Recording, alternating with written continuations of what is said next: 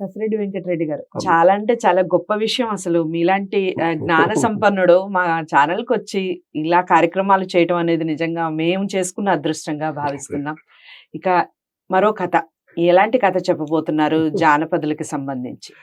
జానపద సాహిత్యం అనగానే మనకు మామూలుగా ఇంగ్లీష్ లో అయితే ఫోక్ లోర్ అంటారు, జానపద విజ్ఞానం. అదే ఉత్తర భారతంలో, భారతదేశం అంతటా అని అంటే లోక్ విజ్ఞాన్, లోక్ సాహిత్య, లోక్ గీత్ అని ఈ విధంగా ఉంటాయండి. కాబట్టి అదే విధంగా లోక్ కథ అంటే జానపద కథలు. అందులో ఒక జానపద కథ ఏమిటి అంటే, ఇది కూడా రామాయణానికి సంబంధించిందే. శ్రీరామ పట్టాభిషేకం జరిగిందండి. జరిగిన తర్వాత అందరూ ఎక్కడ వాళ్ళు అక్కడ వెళ్ళిపోయారు. రామచంద్రుడు అందరిని గౌరవించాడు, బహుకరించాడు, అందరికీ కూడా బహుమతులు ఇచ్చాడు. ఆ బహుమతులు పొందిన వాళ్ళలో సుగ్రీవుడు మొదలైనటువంటి వాళ్ళు ఉన్నారు. ఆంజనేయ స్వామి కూడా ఏం బహుమతి అందుకున్నాడో మనకు రామాయణంలో తెలుసు. ఏమీ లేదు, రాముడు నా హృదయంలోనే సీతారాములు ఉండంగా నాకు ఈ హారం ఏమిటిది, ఈ మండుల హారం ఏమిటిది అనేటటువంటి భావన ఒకటి వచ్చిందండి. అలాంటి దానికి రామచంద్రుని ఈ గౌరవం పొందినటువంటి ఆంజనేయ స్వామి అపూర్వ గౌరవం ఏది. కానీ ఈ అందరూ ఒక విధంగా ఉంటారు. ఈ ఆంజనేయుడు ఎందుకు సింధూర గాత్రుడై ఉంటాడు అంటే, ఈ సింధూరం రంగులో ఉంటాడు ఆంజనేయ స్వామి. సింధూరం అంటే ఎర్రబొట్టు అని అనుకుందాం. అది దానికి మనకెక్కడ వాల్మీకి రామాయణంలో ఏమీ కనిపించదు. ఏదో ఒక చిన్న సంఘటన వాల్మీకి రామాయణంలో ఉంది. అది ఏమిటి అని అంటే, ఆంజనేయుడు సీతాన్వేషణానికి బయలుదేరినప్పుడు సముద్రం మీద నుంచి వెళ్తూ ఉంటే ఆ సముద్రంలో ఛాయాగ్రాహిణి అయినటువంటి సింహిక అనే రాక్షసి ఆపేస్తుంది. అలా ఆపేసినటువంటి సందర్భంగా ఆంజనేయుడు కిందికి చూస్తే అది నోరు తెరుచుకొని ఉంటుంది, ఒక ముసల్లాగా కనిపిస్తుంది. ఆ నోరు తెరుచుకొని ఉండి పండ్లు బాగా కనిపిస్తుంటాయి. ఆంజనేయుడు చిన్న ఆకారాన్ని పెంచుతాడు, అది బాగా నోరు తెరుస్తుంది. వెంబడే ఆంజనేయ స్వామి ఆ నోట్లోకి ఒక వజ్రం పిడుగు అయినట్టు పోయి ఆ లోనికి వెళ్ళిపోయి మళ్ళీ బయటకు వచ్చేస్తాడు. ఆ లోనికి వెళ్ళినటువంటి సందర్భంగా పళ్ళు నుగ్గు అయిపోతాయి ఆ సింహిక అనే రాక్షసుకి, మకర రూప రాక్షసుకి. ఆ తర్వాత ఆ లోన్ నుంచి ఆంజనేయ స్వామి పైకి వచ్చినప్పుడు ఎట్లా ఉంటాడు అని అంటే, వాల్మీకి రామాయణంలో ఉంటుండంది, పూచిన మోదుగు చెట్టులాగా ఉన్నాడంటాడు. మోదుగు చెట్టు పూస్తే ఆకులు ఉండవండి, మొత్తము మందార పుష్పం ఎంత ఎరుపుగా ఉంటుందో అంత ఎరుపుగా మొత్తం ఎర్రగా ఉంటుంది మోదుగు చెట్టు. మోదుగు పువ్వే అట్లా ఉంటుంది.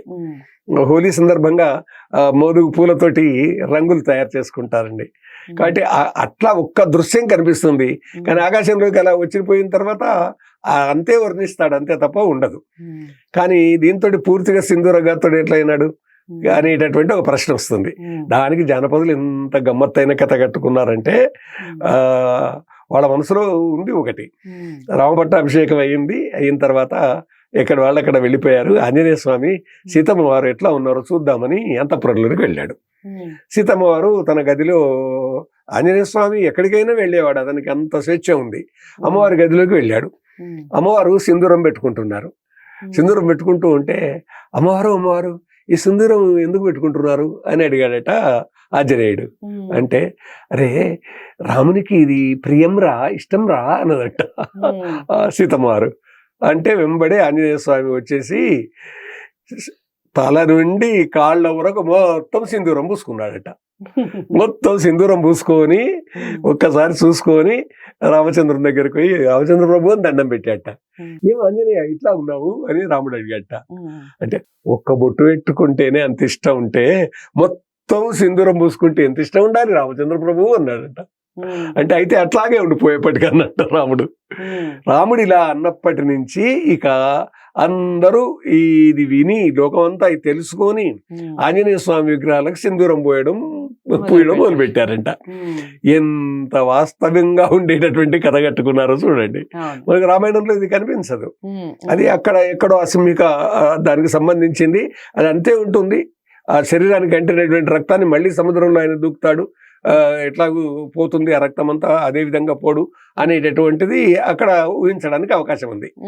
కానీ అమ్మవారు పెట్టుకున్న సింధూరపు బొట్టు ఏదైతే ఉన్నదో ఆ రంగు పూర్తిగా రావడానికి రామచంద్రుని దగ్గరికి వెళ్ళినప్పుడు అలాగే ఉండిపో అని స్వామి అన్నాడని, అందువల్ల ఆయన ఎలా ఉన్నాడని, అందువల్ల ఆ విగ్రహాలు ఎవరైతే పెట్టుకున్నారో వాళ్ళందరూ కూడా సింధూరం పూయడం మొదలు పెట్టేసేసారు. సింధూర గాత్రుడు ఆంజనేయ స్వామి అని అందరూ అనుకోవడం మొదలుపెట్టారు. కాలభైరవునికి ఈ విధంగానైతే నూనె పూయడం వల్ల ఆ నలుపు రంగు వస్తుందో భైరవునికి, కాలభైరవ స్వామి విగ్రహాలు నలుపు రంగుతోనే ఉంటాయండి ఎక్కడైనా కానీ. అందువల్ల ఈ విధంగా అంటే ప్రపంచంలో ఎవరెవరి మనసుల్లో ఏ ఆలోచనలు ఉన్నాయో ఆ ఆలోచనలకు అనుగుణంగా భగవంతుడు రూపాన్ని ధరిస్తాడు అనేటటువంటిదే అంతే. అందుకే యద్భావం తద్రూపం అనేటటువంటి విధంగా ఎట్లాగైతే మనం అంటామో, మనం ఏ భావనతోటి పరమాత్మని భావిస్తామో ఆ భావనకు అనుగుణమైనటువంటి రూపంతో ఆయన దర్శనమిస్తాడు అని ఆధ్యాత్మికవేత్తలు చెప్తారండి. అది అట్లాగా చాలా చక్కటి విషయం. ఏ విషయం ఎలా చెప్పినా కూడా మనకి ఇందులో ఉన్నటువంటి అంతరార్థం కానీ భావం కానీ చాలా గొప్పది. రూపం ఇలా ఉంటే అంత ఇష్టమా రాముడికి అన్న ఆ థాట్ ఏదైతే ఉందో నిజంగా చాలా గొప్ప విషయం. ఇలా ఉంటే నన్ను కూడా అంత ప్రేమగా చూస్తాడు, ఒక చిన్న సింధూరం పెట్టుకుంటేనే అమ్మని అంత ఇష్టంగా చూసే రాముడు మొత్తం సింధూరమైన నన్ను ఇంకెంత ఇష్టంగా ఇంకెంత ప్రేమగా చూస్తాడు అన్న ఆంజనేయ స్వామి యొక్క ఆలోచన, దాన్ని మన పల్లె వాళ్ళు ఎంత చక్కగా కట్టుకోవడం, ఒక కథలా చెప్పుకోవడం చాలా గొప్ప విషయం. ఇలాంటి కథలు నేను ప్రతి వీడియోలో చెప్తూనే ఉన్నాను, పిల్లలకి చెప్పండి. దానివల్ల భగవంతుని మీద ప్రేమ పెరుగుతుంది, మంచి విషయాల మీద ఆలోచన పెరుగుతుంది. మరి ఇలాంటి వీడియోస్ని అందరికీ షేర్ చేయండి, లైక్ చేసి ఛానల్ని సబ్స్క్రైబ్ చేసుకోండి. మరో మంచి పాటతో మళ్ళీ కలుద్దాం. నమస్తే.